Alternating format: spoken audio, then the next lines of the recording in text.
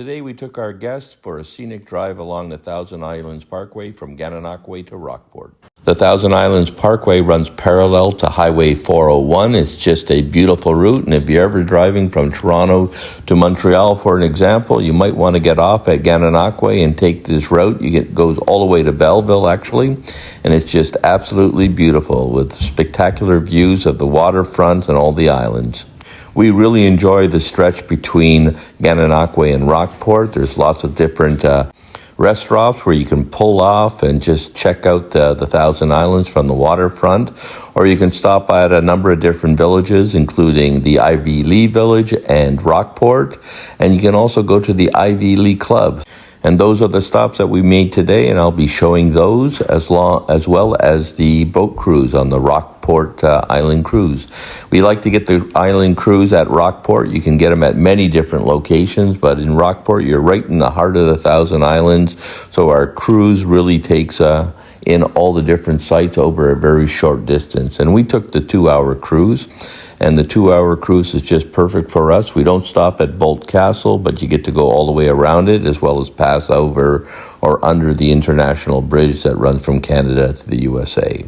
So at this point, we're just heading into the Ivy Lea Club, which has a great restaurant and docking facilities. We used to have a boat in Gananoque, and we would sail here all the time and stop in for lunch. And you can walk around the grounds. They have a great marina here as well.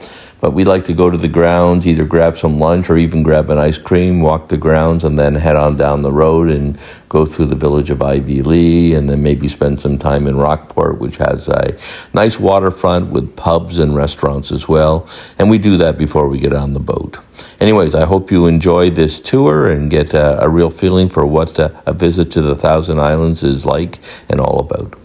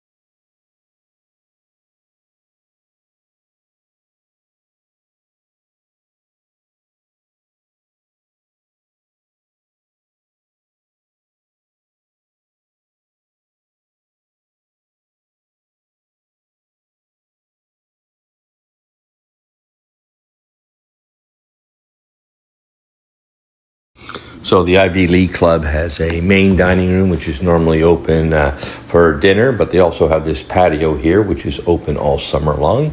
Great place to sit out. The kitchen is right behind it. You can come in and dock your boat anywhere in here, but they also have, I think, seasonal spots as well. Great place to come in. The docking facilities are fantastic.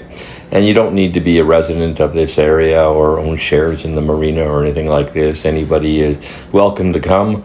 Otherwise, I would say open to the public. This might be the best way to phrase it. It's a really good place to come out for lunch. Dinner is fantastic as well.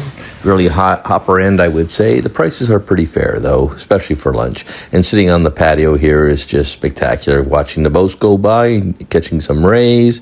Just a perfect place to go in the afternoon on a nice hot summer day. And what we like to do if we're just driving by is just take a walk around the grounds just to show some of our new friends or relatives who haven't been in the area what it's like to live in the Thousand Islands. Now, today we're a little bit busy, so we're not stopping here for lunch. We're just doing a quick tour, and then we're going to go on down the road and go into the village of Ivy Lea, check that out, and then on to Rockport, where we'll probably grab something to eat before getting on our Rockport 1000 Island boat cruise.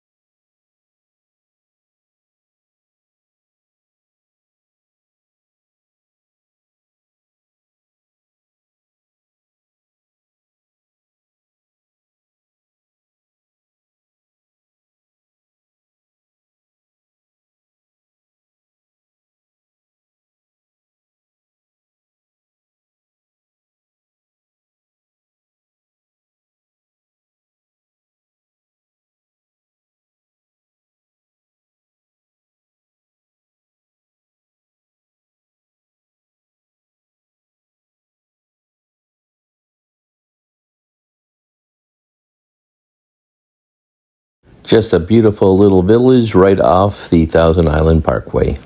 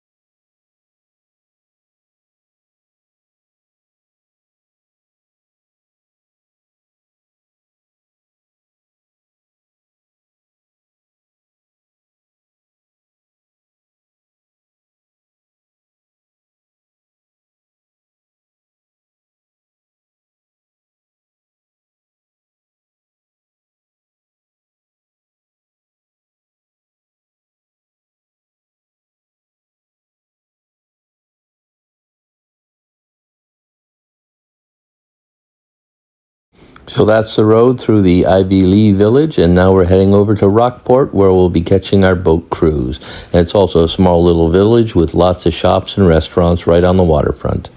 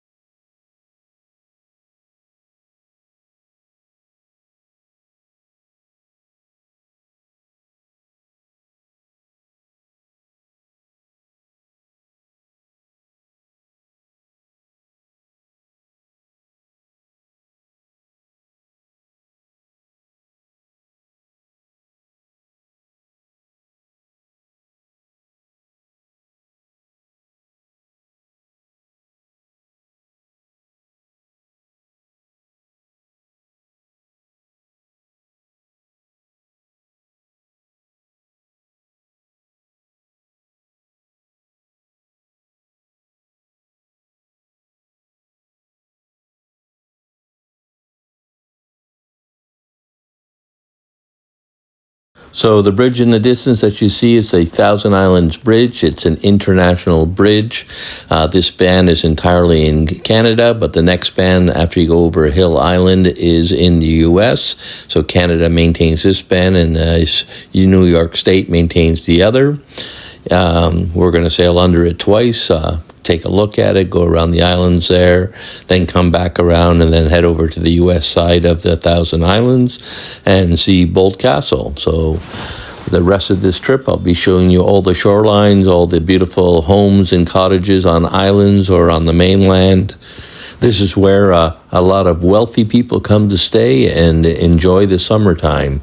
Now, certain areas, basically the channel's narrowed down, so there's quite a current here, but it's also fairly deep. But I will say there's also lots of shoals, so if you're driving a boat here, you really need to know where you are, because a lot of people do a little damage to their crafts, at least knock their props off. When I was here, I was on the river probably for about 4 years, never had a problem, but I was well aware of where all the shoals were, so it wasn't an issue for me. But I did see and hear of a lot of people having a little problem with their boats in terms of running aground. So you need to be careful if you're driving your own boat here. Now, the Rockport Boat Lines is a relatively small outfit in terms of the size of the boats. If you want a really large boat, you can go into Gananoque. They have some vessels that are probably 4 times larger than this. I like the smaller vessel, and being in the heart of the Thousand Islands at Rockport really puts you close to all the interesting sites that the other cruise lines coming out of Kingston or Gananoque will have to cruise up to get to. So for your 2-hour cruise, you really get to see so much more if you launch from Rockport, and that's why we do it. Or I should say, that's why we take the boat cruise from here. And as you can see, the boat cruise does offer soft drinks and beer and some snacks as well if you want to get something while on board.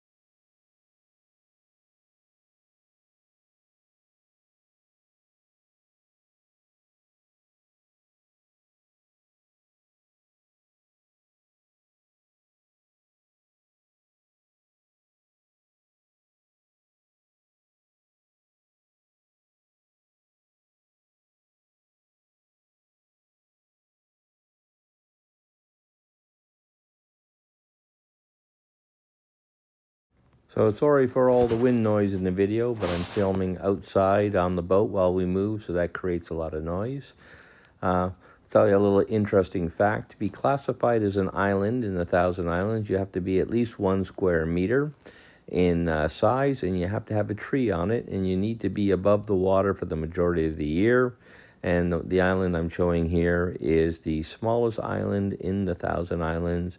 And when we say it's 1,000 islands, I think they said there were something like 1,650 islands that make up the Thousand Islands.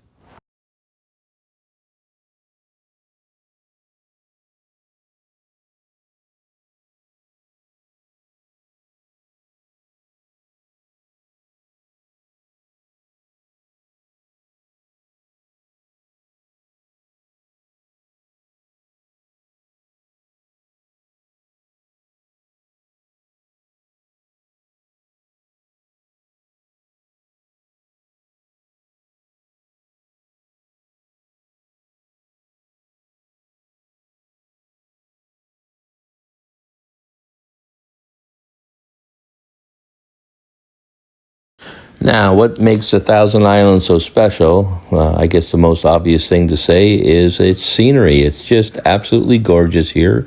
You have these tree-lined rocky islands and lots of different channels. So a lot of people come here to swim, to boat especially, and just relax on these islands. I would say it was, I think, originally inhabited by the native people, and then slowly settlers came in here and they harvested a lot of wood, and then it became a real fishing mecca. And then following that, it became a real tourist mecca in terms of people from New York State and wealthy people out of Canada, out of Toronto, Montreal, and so forth, finding places, building cottages or homes here where they spent their summer vacations. For me, some of the most interesting places are the homes built on the islands themselves, so there's no roads to them, at least not the smaller ones, so you need the boat here. And because of the current here, it's amazing to me how they've been able to maintain their docks, so they're anchored in pretty well in beautiful locations. And even though there's a current going here, they do often canoe or kayak, but mostly it's power boats in this area. And one of the things you need to be careful of if you have a smaller boat is how close you get to some of these bigger Thousand Islands cruise boats. I was on it once and I got a little bit too close, and the wave that it created in its wake actually put the wave right over the front of my boat. So learned my lesson pretty quick the first time I was out. Anyways, we just finished looking at a majority of the Canadian side, and now we're going to go underneath the bridge and we're going to head on over to the American side of the channel here in the Thousand Islands, and we're going to go towards the town of Alexandria Bay, and over there's a famous island and castle called Boldt Castle, and we're going to check that out. And there's a lot of history with Boldt Castle. It was made by the owner of, or the manager of, the Waldorf Historian out of New York City. He shaped the island, or the island was shaped like a heart, so it's called Heart Island. He was building his home there for his wife and family. Unfortunately, near the end of construction, she passed away, so all construction stopped.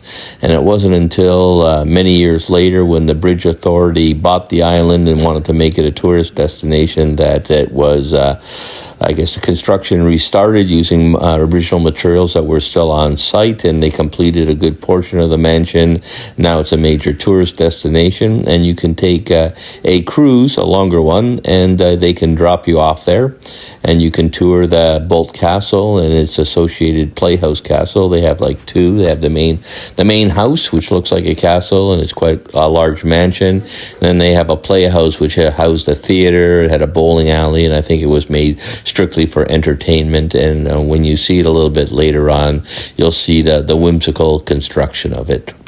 Now, if you're a Canadian, you need a passport because it's on the American side, and there is a passport control on the island itself. So keep that in mind if you want to do one of the longer cruises. And when I say a longer cruise, generally you have to take a 4-hour cruise in order to get off at Heart Island. And I think you basically are on the island for an hour, and then the next boat will pick you up and take you back to where you embarked, either in Gananoque or Rockport. The other interesting thing about cruising this area is all the large lake ships actually go through the channel on the American side. So it's very common to see these things, and you obviously need to keep out of their way. And we just saw one passing up on a channel, and I think later on in this video, I'll show you another one of the lakers in the distance. So here we are, thousands of islands here, like approximately 1,650. All of them unique, all of them with unique features or construction on them, cottages. They're mostly, everyone is populated. There are a number of islands that have public docking spots with either New York State or Canada docking facilities, are basically campgrounds essentially. There's toilet facilities, but you're expected to stay on your boat on these docking facilities, and you just need to get a pass to use those. And I don't believe they are registered in terms of you. I think it's first come, first serve. So a lot of people, if they can't find the docking facility, they just go behind one of the islands and raft together a number of boats and hold in place. Now, the island that you're seeing here is interesting. It's actually two islands, but they have a bridge in between it. So I think it's almost like another international bridge. I just think it's pretty interesting. I'm looking at it for years. It's been there for years, but what a nice little setup. So in addition to these cruise boats and people just cruising around in their speed boats, you'll see a lot of fishermen as well. This area is well known for fishing. You got basically any type of species here, One of the things it was famous for 100 years ago was sturgeon. Unfortunately, that population has died down. Its next sort of famous species was the large muskies you can catch here. At one point in time, I'm not sure if it still exists, I think the largest muskie in the world was caught here.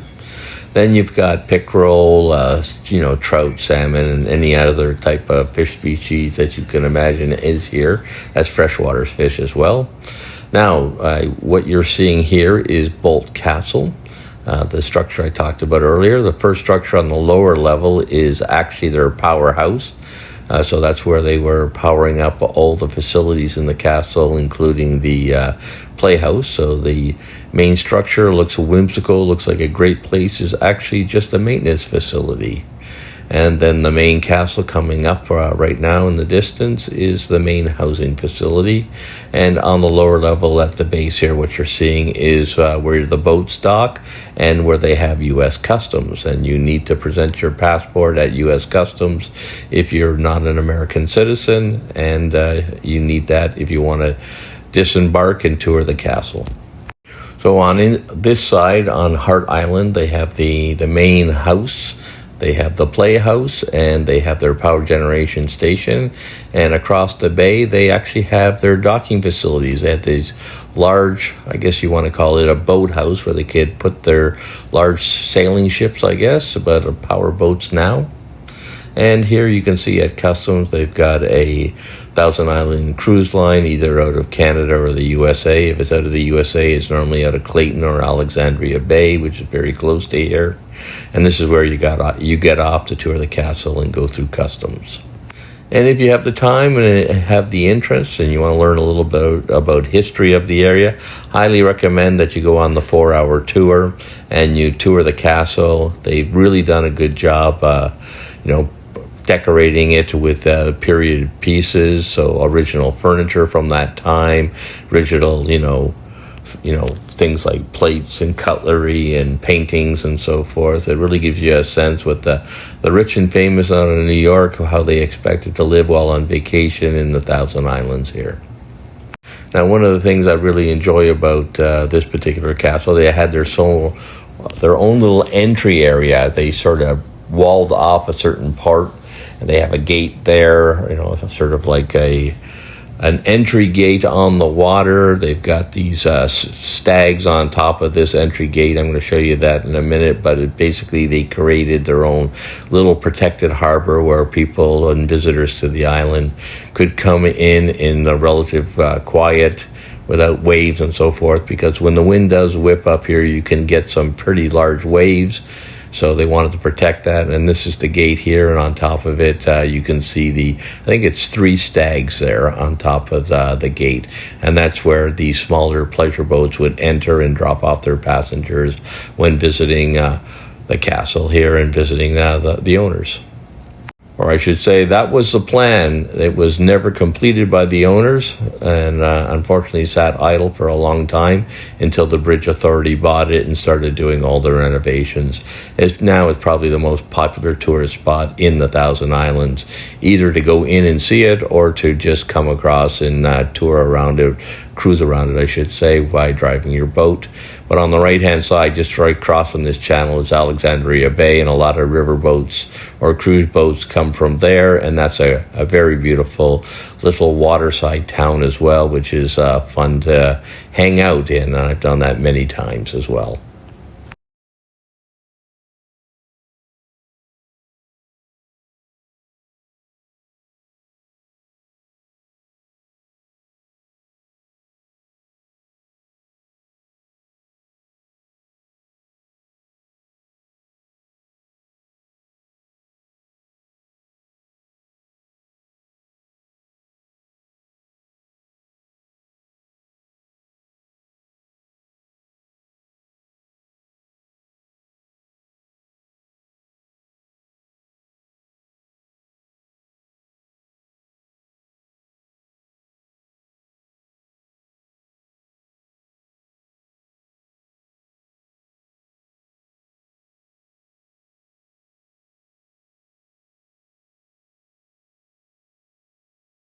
Now I'm also going to turn the volume off on my video here so you don't have to listen to all the wind noise.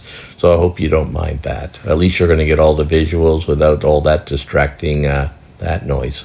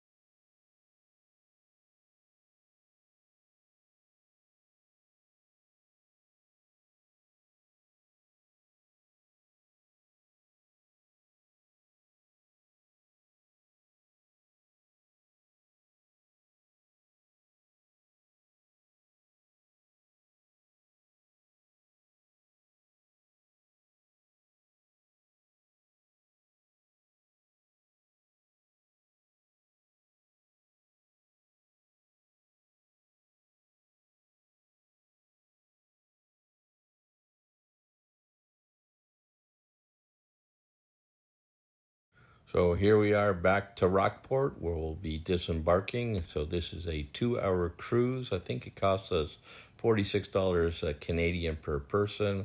Well worth the money. You know, they do a super job here. I will say the announcers on the boat describe all the sights to be seen here, give you a history of the area. Really makes it enjoyable. And if you do have a chance, tour the little town of Rockport here. They have some nice pubs where you can grab some lunch. Some shopping areas, a gift store, ice cream parlor, things like that. Really worth the time to walk around the town and get a flavor of how people live here in the Thousand Islands. Highly recommended.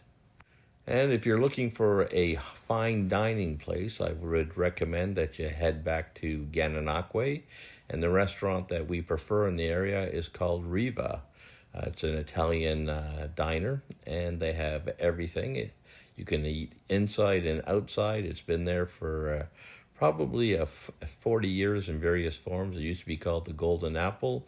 It's now called Riva. It's fine dining, Italian style.